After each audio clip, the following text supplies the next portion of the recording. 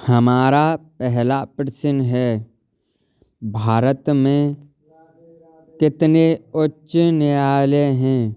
यानी कि हमारे भारत में उच्च न्यायालयों की संख्या कितनी है? तो हमारे भारत में उच्च न्यायालयों की संख्या 24 यानी कि 24 है। हमारा अगला प्रश्न है, अर्जुन पुरस्कार किस वर्ष शुरू हुआ? तो कौन से सन में अर्जुन पुरस्कार की शुरुआत हुई? सन 1961 में अर्जुन पुरस्कार की शुरुआत हुई। तो चलते हैं आगे के प्रश्न पर। हमारा अगला प्रश्न है, स्वांग किस राज्य का लोक नृत्य है? तो इसमें लोक नृत्य के बारे में बताइए। इसका सही जवाब हरियाणा होगा। स्वांग हरियाणा राज्य का लोक नृत्य है। ठीक है, चलते हैं अपने अगले प्रश्न पर। हमारा अगला चौथा प्रश्न है, भारत की मानक समय रेखा कितनी है? यानी कि भारत की मानक समय रेखा के बारे में बताना है। तो भारत की मानक रेखा का समय 82 डिग्री 5 मिनट पूर्वी देशांतर रेखा है। ठीक है, तो चलते हैं अपने आगे के प्रश्न पर।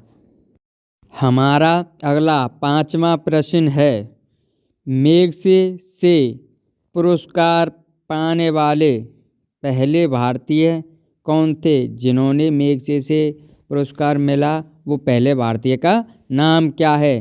तो हमारा सही जवाब विनोबा भावे होगा। विनोबा भावे वो पहले व्यक्ति थे जिन्हें मैग्सेसे पुरस्कार प्राप्त किया। चलते हैं अपने आगे के प्रश्न पर।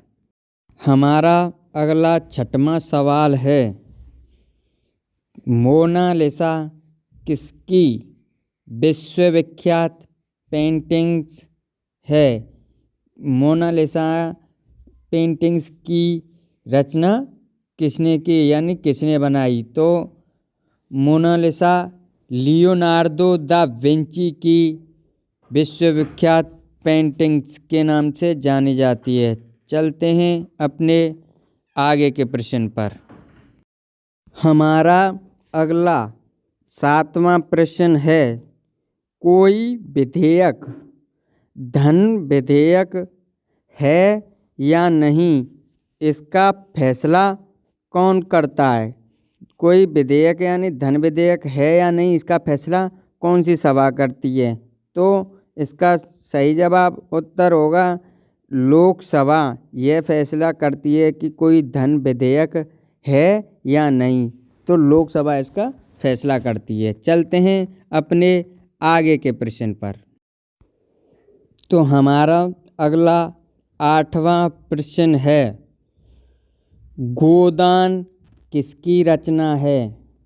जो गोदान रचना है उसकी रचना किसने की? तो मुंशी प्रेमचंद जी ने गोदान की रचना की। आपसे प्रश्न ये भी कर सकता है, मुंशी प्रेमचंद की रचना कौन सी है, उसमें ऑप्शन दे देगा। तो आपको ये याद रखना है, गोदान की रचना मुंशी प्रेमचंद जी ने की थी।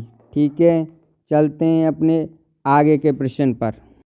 हमारा अगला 9वां प्रश्न है कि अंतिम मुगल सम्राट कौन था? जो अंतिम मुगल सम्राट था उसका नाम क्या था? तो अंतिम मुगल सम्राट का नाम बहादुर शाह जफर द्वितीय था। मुगलों का अंतिम सम्राट के नाम से बहादुर शाह जफर सेकंड को जाना जाता है। ठीक है, चलते हैं हम अपने आगे के प्रश्न पर। हमारा अगला 10वां प्रश्न है, तंबाकू पर पूरी तरह प्रतिबंध लगाने वाला विश्व का पहला देश कौन सा है? वह देश कौन सा है जिसने तंबाकू पर पूरी तरह प्रतिबंध लगा दिया है? तो वह देश, उस देश का नाम भूटान है। भूटान विश्व का पहला देश है जिसने तंबाकू पर पूरी तरह प्रतिबंध लगा दिया है। तो चलो चलते हैं अपने आगे के प्रश्न पर। हमारा अगला 11वां प्रश्न है, भारत सरकार का संवैधानिक मुखिया कौन होता है?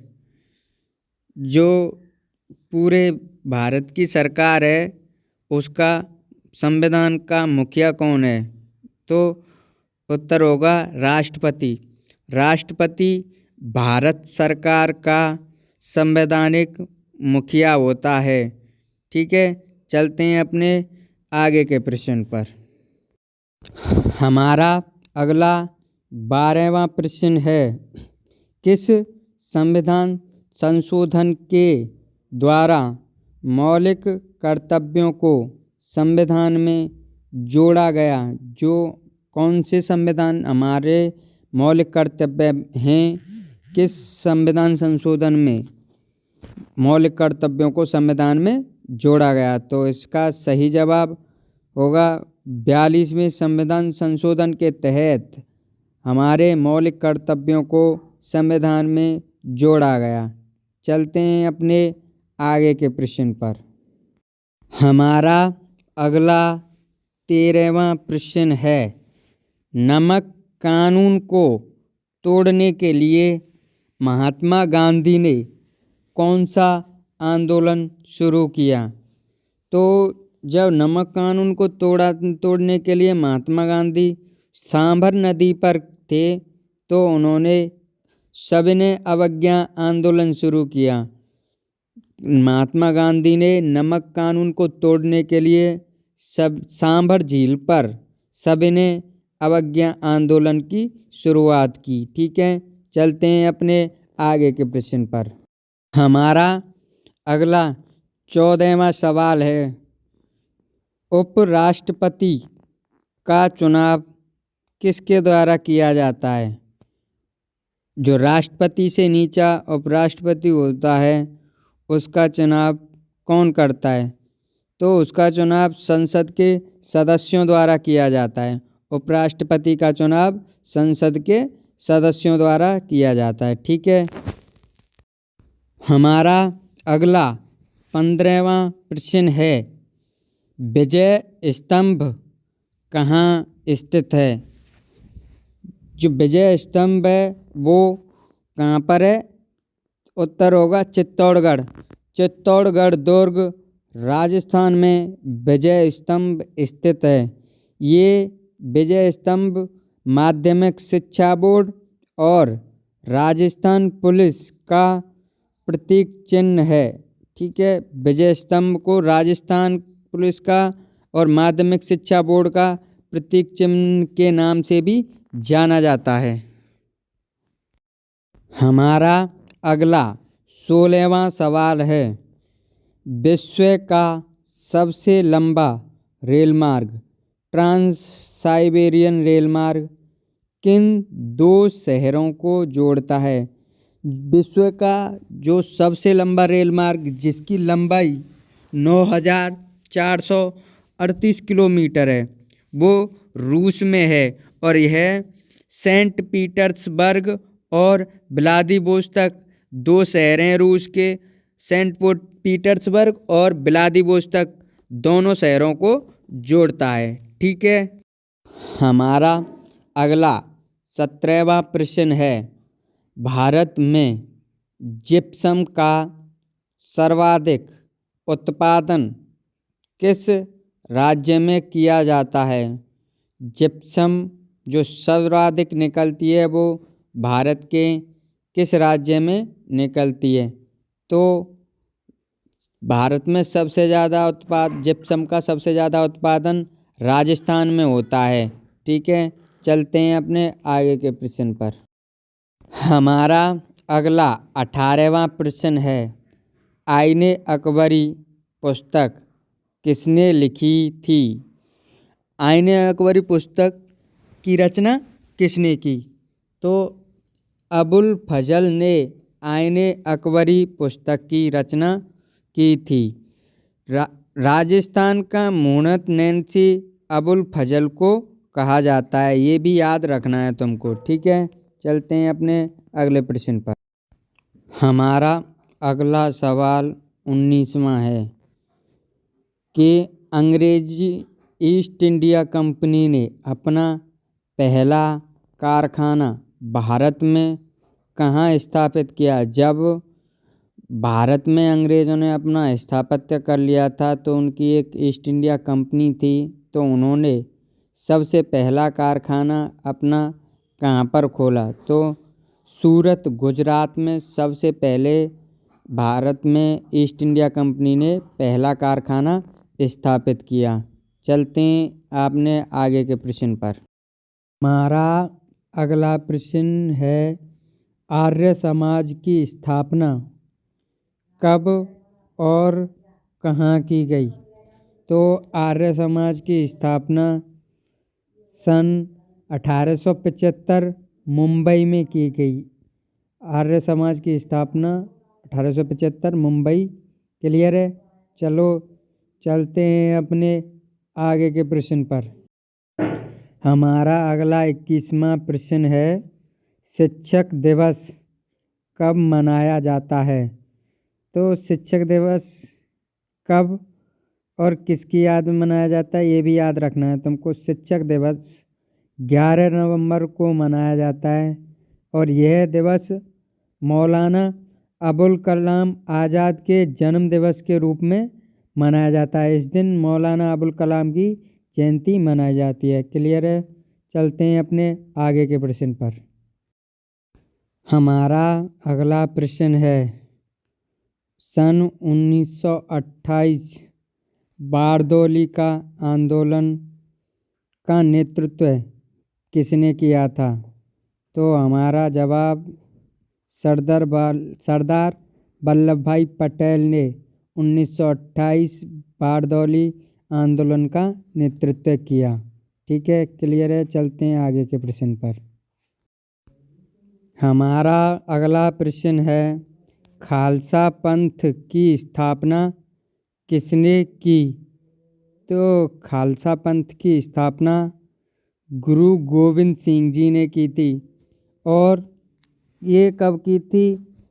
13 अप्रैल 1699 को बैसाखी पर्व के दिन गुरु गोविंद सिंह द्वारा खालसा पंथ की स्थापना की गई। चलते हैं आगे के प्रश्न पर। हमारा अगला 24वां प्रश्न है मुगल वंश की स्थापना किसने की?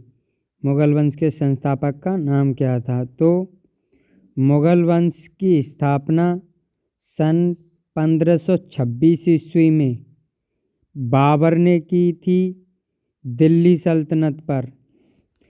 दिल्ली में मुगल साम्राज्य की नींव बाबर ने सन 1526 ईस्वी में रखी और इसका अंतिम शासक बहादुर शाह जफर को 1858 ईस्वी में हटाया गया। ये भी याद रखना है। चलते हैं आगे के प्रश्न पर।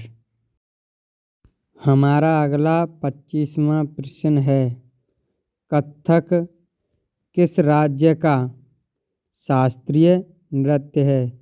कौन से राज्य में कथक शास्त्रीय नृत्य किया जाता है? तो हमारा उत्तर प्रदेश होगा। ठीक है, उत्तर प्रदेश राज्य में कथक शास्त्रीय नृत्य किया जाता है। चलते हैं आगे के प्रश्न पर। हमारा अगला 26वां प्रश्न है डायनामाइट की खोज किसने की? तो डायनामाइट की खोज अल्फ्रेड नोबेल ने की थी। अल्फ्रेड नोबेल का ये 10 दिसंबर 1906 से नोबेल पुरस्कार दिया जाने लगा। और इन जो अल्फ्रेड नोबेल थे इनकी मृत्यु आज ही के दिन 4 फरवरी 1896 ईस्वी को हुई थी और उनके 5 साल बाद 10 दिसंबर सन 1901 से नोबेल पुरस्कार दिया जाने लगा। चलते हैं आगे के प्रश्न पर। हमारा अगला 27वां सवाल है जलियांवाला बाग में गोलीबारी का आदेश किसने किस जनरल ने दिया? जो जलियांवाला बाग हत्याकांड हुआ था उसमें भील जाति के लोग मारे गए थे सबसे ज़्यादा, उसमें गोलीबारी यानी गोली चलाने का आदेश जनरल माइकल ओ डायर ने दिया था। चलते हैं अपने आगे के प्रश्न। हमारा अगला 28वां प्रश्न है, दिल्ली में लाल किला किसने बनवाया? यानी कि लाल किले का निर्माण दिल्ली में किसने कराया? शाहजहां उत्तर होगा इसका। दिल्ली में लाल किले का निर्माण शाहजहां के द्वारा करवाया गया। चलते हैं आगे के प्रश्न पर। हमारा अगला 29वां प्रश्न है, नेताजी सुभाष राष्ट्रीय खेल संस्थान कहाँ स्थित है? राष्ट्रीय सुभाष खेल संस्थान कौन सी जगह पे है? उस जगह का नाम बताना है। तो नेताजी सुभाष राष्ट्रीय खेल संस्थान पटियाला में स्थित है। चलते हैं आगे के प्रश्न पर। हमारा अगला प्रश्न है, आगा खां कप किस खेल से संबंधित है? तो आगा खां कप हॉकी खेल से संबंधित है। जो टूर्नामेंट होते हैं, जो टीम विजेता होती है उसको ये आगा खां कप से सम्मानित किया जाता है। तो आगा खां का संबंध हॉकी खेल से है। चलते हैं आगे के प्रश्न पर। हमारा अगला 31वां प्रश्न है, बांदीपुर अभयारण्य किस राज्य में स्थित है? तो अपना बांदीपुर अभयारण्य कर्नाटक राज्य में स्थित है, जो वन्य जीवों के लिए प्रसिद्ध है। लेकिन यहाँ पर कई प्रकार के बायोम पाए जाते हैं और सबसे ज़्यादा शुष्क पर्णपाती वनों के लिए प्रसिद्ध है कर्नाटक राज्य में। और जो बांदीपुर अभयारण्य है वहाँ पर शुष्क पर्णपाती वन पाए जाते हैं। चलते हैं अपने आगे के प्रश्न पर। हमारा अगला 32वां प्रश्न है, रेडियो का आविष्कार किसके द्वारा किया गया? यानी कि रेडियो के आविष्कर्ता का नाम क्या है? तो रेडियो के आविष्कर्ता का नाम इटली निवासी मार्कोनी थे, जिन्होंने रेडियो का आविष्कार किया था। चलते हैं आगे के प्रश्न पर। हमारा अगला प्रश्न है 33वां, हड़प्पा की सभ्यता किस युग से संबंधित है? तो हमारी हड़प्पा सभ्यता का संबंध कांस्य युग से है। ठीक है, चलते हैं आगे के प्रश्न पर। हमारा अगला 34वां प्रश्न है, दीन ए इलाही धर्म किसने चलाया था? तो अकबर ने दीन ए इलाही धर्म चलाया था। यह अकबर की एक सोच थी जो 1582 में मुग़ल सम्राट अकबर ने स्थापित की। इसमें सबसे ज़्यादा हिंदू और मुसलमानों की एकता पर जोर दिया गया। चलते हैं आगे के प्रश्न पर। हमारा अगला 35वां सवाल है, उगते और डूबते समय सूर्य लाल प्रतीत क्यों होता है? तो जब सूर्य उगता है और जब डूबता है तो लाल रंग का प्रकीर्णन होता है, वो सबसे कम होता है, इसलिए वह उगते और डूबते समय लाल रंग का दिखाई देता है। चलते हैं आगे के प्रश्न पर। हमारा अगला 40वां प्रश्न है, भू-स्तर की पृथ्वी से उपग्रह की पृथ्वी से कितनी ऊंचाई है? तो भू-स्थिर उपग्रह की पृथ्वी से ऊंचाई 36,000 किलोमीटर है। चलते हैं अपने आगे के प्रश्न पर। हमारा अगला 37वां प्रश्न है, सबसे बड़ा वृत्त कौन सी रेखा बनाते हैं? यानी कि सबसे बड़े वृत्त का निर्माण किस रेखा के द्वारा किया जाता है? तो सबसे बड़े वृत्त का निर्माण भूमध्य रेखा या विषुवतीय रेखा के द्वारा किया जाता है। रेखाओं की संख्या 181 है और वृत्तों की कुल संख्या 179 है। ये उत्तरी और दक्षिणी ध्रुव के दूरियों की मापना नहीं की जाती। ठीक है, चलते हैं अपने आगे के प्रश्न पर। हमारा अगला प्रश्न है, चेचक के टीके की खोज किसने की? इसका उत्तर एडवर्ड जेनर ने चेचक के टीके की खोज की। चलते हैं आगे के प्रश्न पर। हमारा अगला 39वां प्रश्न है, हृदय की धड़कन को नियंत्रित करने के लिए किस खनिज की आवश्यकता होती है? तो हृदय की धड़कन को नियंत्रित करने के लिए पोटेशियम खनिज की आवश्यकता होती है। चलते हैं आगे के प्रश्न पर। हमारा 40वां प्रश्न है, मलेरिया की दवा क्विनिन किससे प्राप्त होती है? तो मलेरिया की दवा क्विनिन सिनकोना वृक्ष से प्राप्त होती है। ठीक है दोस्तों, वीडियो अच्छा लगे तो चैनल को लाइक करें, शेयर करें और सब्सक्राइब कर लें और बेल आइकन का बटन भी दबा लें। इससे मेरी वीडियो आप तक